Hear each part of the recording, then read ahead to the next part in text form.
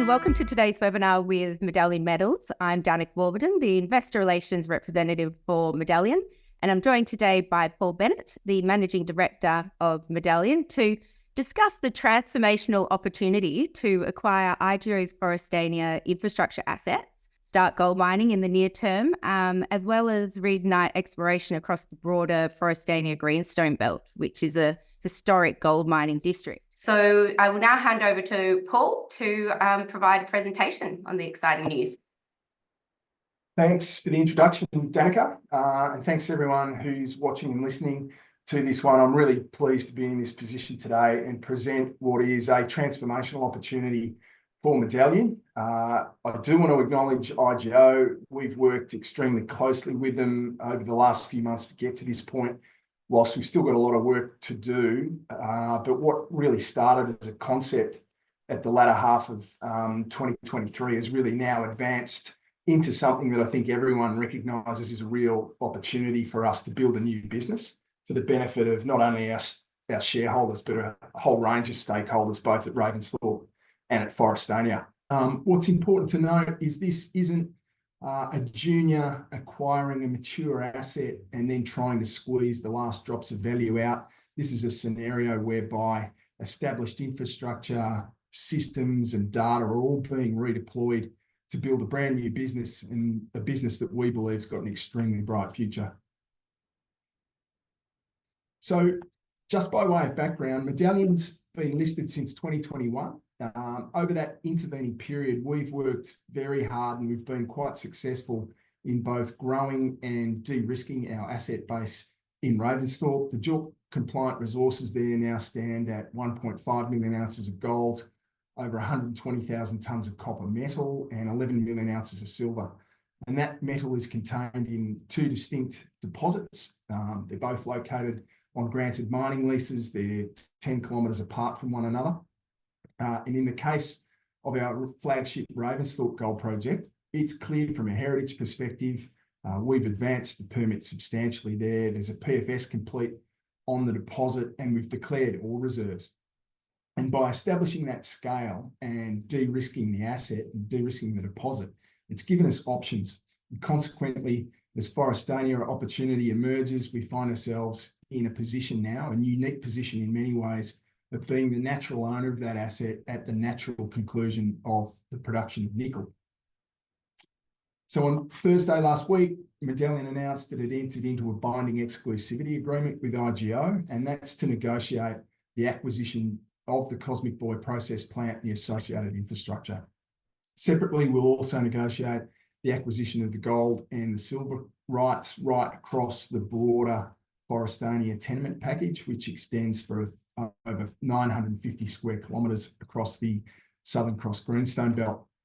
The strategy is quite simple. It's quite straightforward. In the first instance, we bring the established resources at Ravensthorpe together with the established infrastructure and systems at Forrestania. Then, with gold processing capability established at Cosmic Boy, we can then use that capability to unlock the value from the Forrestania tenure and from the stranded gold deposits within economic trucking distance of Cosmic Boy. We think the first leg of that strategy is relatively low risk. If you cut the RGP resource above a 2 gram cutoff in the fresh only, it backs out 5.6 million tonnes at 4.3 grams gold and 0.6 copper. That's almost 800,000 ounces of gold and 36,000 tonnes of copper metal. This is the highest value subset of the RGP resource, and we expect a high conversion rate of that resource to the mine plan, given the work that we've recently done on the PFS. We also think that it's the lowest risk and best understood subset of the deposit from a metallurgical perspective. It's located 160 kilometres away from the Cosmic Boy float plant, which is a 600,000 tonne per annum nameplate throughput rate. It's a very close match for the production rate that we've seen in the PFS in October 2023. And we think that's what that mine plan can sustain over its life. Importantly here, the disturbance footprint at Ravensthorpe, and that reduces dramatically. It will easily fit within our established permits at a state-based level. and its credentials are improved when we come present the opportunity to the federal regulator. The synergies are quite obvious. The infrastructure, the systems, the knowledge. This approach offers us low capex, low risk, rapid pathway to high margin production in a record gold price environment. So just looking more closely at the mining element of the project at Ravensthorpe, the high-grade subset of the resource is what we'll target here. We expect high conversion rates of that resource into the mine plan, and the proceeds of the placement that we announced today will fund 12 to 16 kilometres of infill drilling, which will principally be targeting further improved confidence in the first 1 to 2 years of the mine plan. The deposit itself, it's got low grade, it's got low geometric variability. We think that leads to a low risk resource estimate and by extension, a lower risk mine plan. The ground conditions are excellent. The deposit's shallow, top of fresh rock, 50 metres on average below ground level, which will be where we'll design the backs of the leading stopes. And some of the work from the 2023 pre-feasibility is completely applicable to this development scenario. That work demonstrated peak production rates of 50,000 tonnes per month, so confirming that that 600,000 tonne per annum run rate is achievable and sustainable. Head grade of 4.5 grams gold equivalent. We expect that may improve, given that the best parts of the sulphide deposit were mined in the open pits in the PFS analysis. The mining costs should all still be relevant. There's also an opportunity here to redeploy Forrestania infrastructure at the Ravensthorpe. And so similar size mines operating there at the moment with similar mining methods, and redeploy fixed and mobile plant like paste plants, fuel farms, workshops, fixed and mobile plant, pumps, fans, etc. all have the potential to reduce the capex at the Ravensthorpe end, and then also aid with the rehabilitation efforts at Forrestania when the mining ceases there. So moving on to the processing opportunity here at Forrestania. Deflector is an important analogy here. Ravensthorpe's a direct analogy for deflector, specifically as it relates to the mineralogy, and then by direct extension to the flow sheet itself. So the existing elements of the Cosmic Boy processing plant, they're shown on this slide in the blue, and they will require some modification and enhancement to enable gold processing capability. And those elements are shown here in the grey. GR Engineering built the Cosmic Boy processing plant, and they've assisted us with assessing what modifications need to be made here. We were required to undertake a significant amount of work to demonstrate to IGO the technical and the commercial merits of this business plan. Cosmic Boy processing plant, it's on grid power. It's permitted for the use of cyanide, which all work in our advantage. We will need to lift the TSF. I think that's probably going to happen on the southern cell. PFS met recoveries again applicable here. Very high recoveries of gold and copper to a clean concentrate. We think that we'll have no problems finding a customer and will most likely be exported out of Esperance.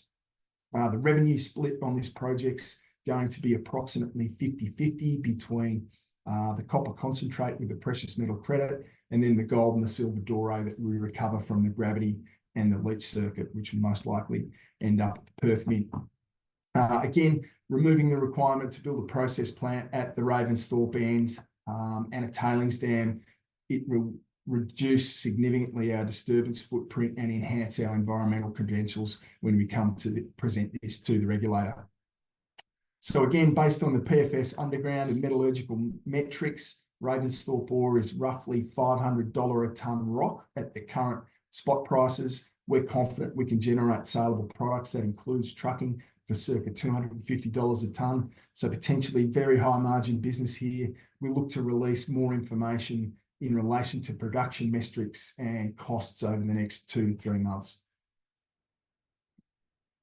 Now that then brings us to the more strategic opportunity here, and that presents itself if and when you can establish gold production capability at Cosmic Boy. Now we're negotiating with IGO to acquire the gold and silver rights right across the broader Forrestania tenement package. That land holding extends across 950 square kilometres of the Southern Cross Greenstone Belt. It's an historic gold field. It's been trapped in a nickel business for a generation. Bounty emerged out of this belt, a 1.3 million ounce producer at 5 grams. We're yet to see the IGO database itself. However, we like what we see in the publicly available information in WAMEX. We think there's a number of walk-up drills targets here. And then more broadly, we think by establishing that gold processing capability at Cosmic Boy, it has the potential to unlock significant amount of value from a numerous number of stranded gold deposits that are within economic trucking distance of where that plant will be located. So moving on to the funding and the timelines, Medallion recommenced trading this morning after receiving commitments to raise $5 million in a placement that was led by Canaccord. The raise was strongly supported by our existing shareholders. We've also welcoming some new institutions to the register, as well as established producer Alkane Resources. It's great to have that technical and that commercial endorsement of Alkane with us now. There's a huge amount of respect on the Medallion side for what Alkane's achieved over the journey. And as well as that financial backing, it's great to have a big brother there that we can lean on in terms of their technical and their commercial experience. The exclusivity with IGO extends for 9 months. We've got the ability to extend that for a further 3. Proceeds of the raise will fund us through that period of exclusivity. We'll be doing everything we can to bring that closure or bring those final transaction documents to a close as early as possible. So over the interim, we'll mobilise drill rigs to site in September. Again, that will be primarily focused on the infill drilling of the first 1 to 2 years of the mine plan, but we'll also hit some extensional targets at the southwestern end of Cundit and some regional targets at Ravensthorpe before the end of the year. So plenty of news flow throughout the remainder of 2024 and then into 2025. So to wrap it up, bringing that established resource of the Ravensthorpe Gold Project together with the established infrastructure at Forrestania presents what is, I think, a unique opportunity to unlock value in that record gold price environment. The good work done at Ravensthorpe over recent years places us in a really strong position to take advantage of this opportunity. Lower capital, simplified operations, streamlined permitting, reduced capital, all translates into enhanced returns for our shareholders. Of course, the hard work really gets going now. I think execution here is going to be paramount. We think this scenario has a much greater chance of success relative to starting a gold project completely from scratch.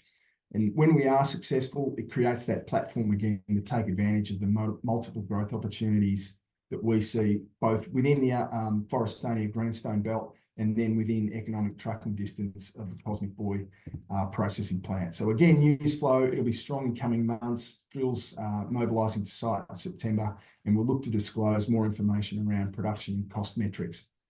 I'll wrap it up there, Danica, and turn it over to questions. Thank you very much, Paul, and congratulations again on the very exciting news. We'll jump straight into the investor questions. The first one reads, historically, we've seen junior mining companies have mixed results buying unloved assets from majors. Why do you feel this will be value accretive for Medallion? Yeah, mixed results indeed. Again, I mentioned early on in the presentation that I do think this is somewhat unique in that Medallion's acquiring infrastructure and some ground here, but it's been a nickel business. And what we're doing here is looking to repurpose the infrastructure and then review that ground with a view to building a new gold business. And as I said, we've done a lot of work demonstrating to IGO the merits of this business plan. We've tried to poke a number of holes in it, and we really do think it's pretty solid. So as I said, more news to flow in coming months in relation to that. But that's why I think this one's a little bit different to that more typical scenario where a junior's acquiring that mature asset and then trying to wring those last drops of value out of it. Mm-hmm.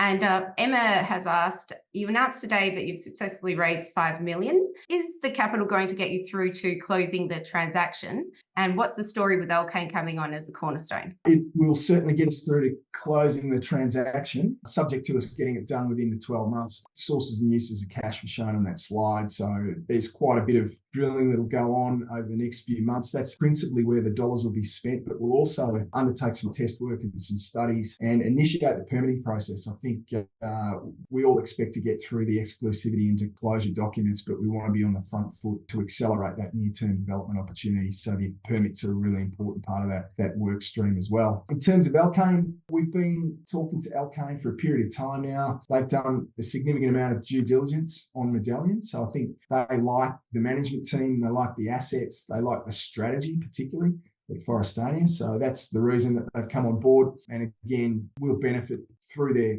corporate and operational experience there, as well as that financial backing itself. Where it leads to in the future, who knows? It's great to have them on the register. Yeah, it's a good vote of confidence. Yeah. On I've got one from Peter on the development scenario that you just touched on. He asked, can you please walk us through the sulfide-only gold development scenario and establishing a gold processing capability at Cosmic Boy, including the indicative timing of such? Yeah, so we have looked, the real opportunity here, or let me put it another way. We released the PFS in 2023. It demonstrated a really robust project. It was a standalone build at Ravensthorpe. Now, it's the feedback has been, well, how do you raise that capital, which was circa $163 million, off the back of a market cap of $16 million? And capital markets been tough for juniors at the moment. So we've been looking at, well, if we can't go over that capital hurdle, then what can we do to go around it or go under it? Or just negotiate it some other way to continue to get the business moving forward. And then this opportunity emerged late in 2023. And what we then do is focus on the highest value, lowest risk portion of the Ravensthorpe mineral resource. There's been some queries around our ability to manage copper above the top of fresh rock. We thought we dealt with that comprehensively in the PFS, but nevertheless, I still think that's become what people might refer to as a show me story. You need to go out and do it for a number of quarters before we believe you. Okay. But there's never been any question that the fresh rock recovers really well. Everybody understands that. Everybody understands the deflector analogy. So this approach takes that sulfide, that low risk sulfide material, and we focus on that, and we can leave. That doesn't sterilize the transitional and the oxide material. We can always come back and get that when the capital's repaid, the banks are out of the way, and everyone's a lot more relaxed about that material. So this is taking the mine plan and basically flipping it on its head, and taking it forward under that scenario. And I think, was it Peter may have had a question around the timeline as it relates to that. So we think that upon a final investment decision, it will take, and this is very indicative, but we think it's approximately 9 months from making the decision to go ahead with the project to generating first ore through the processing plant. Okay, fantastic. And now Scott has emailed through a question, so thank you, Scott. With some, I guess, a bit of a back of the envelope calculation. I'll read it out. He said the announcement talks about concentrate with a contained metal assumption, the middle ground of which is about 27,500 tonnes by my calculation. At current prices, that's gross revenue of $224 million US. How much would we have to discount that by approximately, given it's in concentrate form? So running those numbers in my head, that just look, the gross revenue sounds low, a long way, by a long shot, given the work that we've done. So, I think 50% conversion of that resource to a mine plan would yield something significantly north of $250 million US gross. Okay. But just to deal with the question, in the PFS, we did make concentrate payable assumptions for the gold, the silver, and the copper. And there is actually an announcement back in March of 2022 that outlines those assumptions. It was in a metallurgical review, and that announcement has those payabilities. They are all in the high 90s, so it's a relatively almost negligible discount from the value of the metal in that concentrate, and in terms of what we get paid. So I'd encourage Scott to go back and look at that investment, that announcement, and see what those payabilities look like. Okay, and when we're now closing the deal, what are the next steps during the next 9 to 12 months in the exclusivity period? Yeah, look, from a commercial point of view, there's some due diligence to review. We'll be getting to site a couple of times, I'm sure. Mhm. It'll all be about the tenements and in terms of how they're standing. And then also we'd like to have a look at the exploration database as well. So those due diligence processes will unfold, but the key is to get to those final transaction docs. And hopefully we're getting pretty close towards the end of the calendar year. And then perhaps this is just one scenario that may unfold, but we think that it will most likely be settling of the transaction documents, and then there will be a condition precedent to closure, which is probably going to have something to do with the final investment decision. Okay. Yeah. And Simon's asked, how much do you think the Forrestania assets will cost, and how do you plan to fund the acquisition? So we've outlined the terms of the transaction in the announcement. So total value of consideration is $50 million. The acquisition of the Cosmic Boy tenements and Cosmic Boy processing plant and associated infrastructure. Yep. That will have a portion of rehabilitation liability assumption by Medallion, which is a non-cash element to the consideration. And then the remainder will be cash, and that will be limited to $15 million at final investment decision, and then any residual to be deferred after that to some production or commercial milestone down the track. So that's the cost of the transaction. In terms of the CapEx that we need to get Forrestania modified and establish underground mining at Ravensthorpe, still some work to go there. Bit premature of me to talk about those numbers, notwithstanding we've done a lot of work in the background, but we need to disclose those fully at some point in the next couple of months. Makes sense. Okay. And you touched on the stranded deposits in the region in your presentation. Sam's asked the question, can you elaborate on the strategic growth opportunities occurring from establishing gold processing capability at Forrestania, and your comment on commercializing the stranded deposits in the region? Yeah, I think it's a long way to the nearest gold plant from Forrestania. So we are aware of assets that are, or deposits that are within what we would consider economic trucking distance of Cosmic Boy. It's interesting when the announcement was made on Thursday, there was a number of inbound calls and emails about people who hold those assets at the moment. So that was interesting, but they were not the ones that we had in mind. But again, it's still early days, and we're now in a position where we can start having those discussions. But this is really about, ultimately, we would like to see in fullness of time that the work on the Forrestania tenements, and then more broadly, the stranded assets could, if over time they can be brought together and then sustain the feed through the Forrestania processing plant on their own. So there's a production centre at the northern end, and then potentially we still think that there's enormous opportunities at Ravensthorpe as well. The deposits that we've outlined there are still open at depth and open along strike. And it may be that at some point in time there's two production centres, one at Forrestania and one at Ravensthorpe as well, and they're both producing at the same time. So that's ultimately where we'd like to get this to, but a lot of water flowing to the bridge this year. I guess you've kind of answered a question that came through from Wayne on gold resources and trucking and logistics. He asked, with regard to commercialising Medallion's gold, does Medallion's current and potential resources justify the 160-kilometre trucking distance? Yeah, not all of them do. So the lower grade portions of the resource, certainly you wouldn't truck them 160 kilometres to the north, but that high grade subset definitely sustains it. As I mentioned before, we think it's a $250 exercise to produce saleable products from the Ravensthorpe Bend, and that's including trucking. And that's, we've modelled that at around $30 a tonne over that journey, and we think that's relatively conservative, but it's approximately 10% of the overall cost is the trucking. So that high grade material can certainly sustain that. Okay. And going back to some of the benefits of the acquisition, Mark has asked, the Forrestania Nickel Operation infrastructure appears to cut CapEx in half. Is that true? Again, premature on the CapEx front, but in terms of order of magnitude, that sounds about right. Yeah, that's not bad, yes. And you mentioned some environmental benefits in your presentation. How does this enhance Medallion's environmental credentials, and is there any more detail you can provide on some of the other maybe social or regional benefits? Yeah, they're numerous. We think this streamlines the permitting pathway dramatically. So the PFS development scenario envisaged roughly 250 hectares of clearing at the Ravensthorpe end. That was to accommodate open pits, tailing storage facilities, processing plants, and all the other associated infrastructure down there.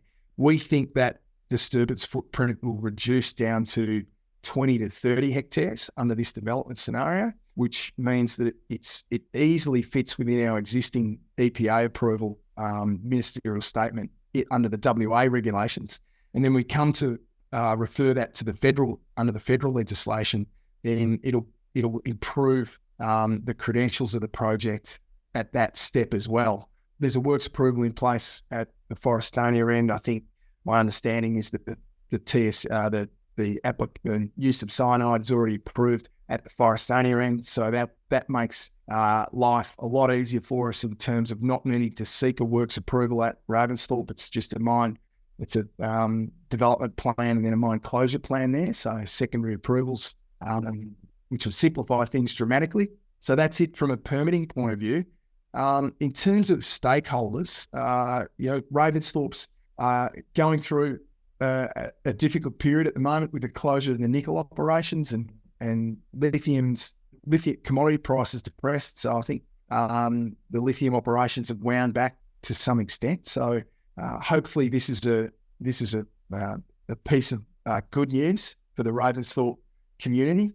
It means that perhaps the processing doesn't take place within the Shire of Ravensthorpe, but it does improve the chances of there being an operation there, at least from a mining point of view, and then the trucking and other things like that. So it brings a lot of the benefits of the project, and then the processing will take place at Forrestania. And then from a Forrestania point of view, well, that infrastructure then gets a new lease on life, and it gets a chance to continue. It's all in excellent condition, and there's no reason it can't have a long life being part of the gold business now. And then all of the stakeholders that are involved at the Forrestania end, they can all enjoy the benefits of that infrastructure continuing to operate for years to come as well. So I think, there's a lot of benefits to this, and I'm certain that's always been forefront in the mind of IGO when we've been talking about this, is that they want to see this project continue to have a new lease on life, and then for those benefits to accrue to those stakeholders. So that's been important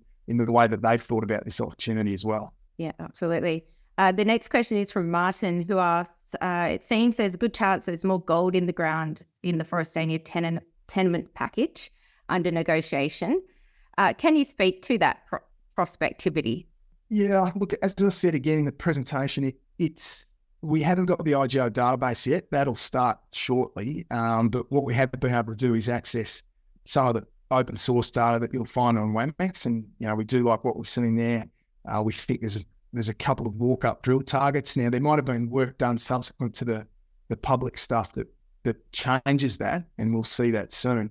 But, based on what we've seen from the public information, it's quite attractive. And it was an historical gold field before nickel was discovered there in the 90s. So we think it's been trapped in the nickel business for a generation. So I'm sure there's a lot of opportunities, particularly in this price environment. Absolutely. That's pretty exciting. So we're almost out of time. I've got one last question from Peter, a bit of a macro question for you, Paul. He says, with Aussie gold nearly at all-time highs, sentiment should be really starting to swing here for all gold equities, and this should be supportive for Medallion's share price. Do you agree? Sentiment-wise, and leaving this transaction off to one side, it would seem that way, but we've been waiting for a while. The commodity price has been, as you say, at or near all-time highs, and yet sentiment for junior gold developers, particularly in WA, well, I don't think that's probably in multiple jurisdictions, but we just tend to compare ourselves against our peers in WA. But it's been tough to get any market traction and to access capital over probably 2-year period now. And I think what it is happening is that our little part of the sector has decided that we can't wait for the market to respond, and we need to literally pull ourselves up by our bootstraps. And this was, these conversations happened at Diggers last week amongst the peer group. And I think you've seen that with what Brightstar did last week. And, you know, the guys at Mika look to be getting up ahead of steam, and the guys at Black Cat are going to have a crack as well. So all this stuff is starting to happen, and we're doing it off our own back. We're trying to find a solution, and hopefully that, in combination with the commodity price, brings a bit of enthusiasm back into the sector and gets investors excited that, you know, we're gonna get on with it and try and sort these things out for ourselves. Bit of imagination and a bit of risk taking. Yeah, I think the general sentiment that we've seen from investors is it's great. You're not sitting on your hands, and you're actually going out and creating some value and to try to certainly affect that. I guess to close off with, are there any final comments that you'd like to leave investors with today? Well, this is, as I said, it's a unique opportunity. It deals with capital to a significant extent. It deals with operational risk in a comprehensive way. It deals with the permitting significantly. So put all of those things together, and this gives us a rapid pathway to near-term development. So we need to finalise this transaction, but, you know, I'm confident that there's goodwill on both sides to get that done as quickly as possible. And when those pieces are in place, then this is something that can be executed on really quickly in that incredible gold price environment. So it's a unique opportunity, and I think if investors haven't taken a closer look at Medallion, now's the time to do it. We're at the ground floor here, and things will move pretty quickly. Well, thank you, Paul, and thank you to all shareholders who joined today's call. As always, if you have any further questions, please feel free to email. The address is on the bottom of the ASX announcements. A replay will be provided to you. We'll shoot it through via email, and it'll also be available on the company's website in coming days. So that concludes today's webinar. Thanks again. Thank you. Thanks, Danica.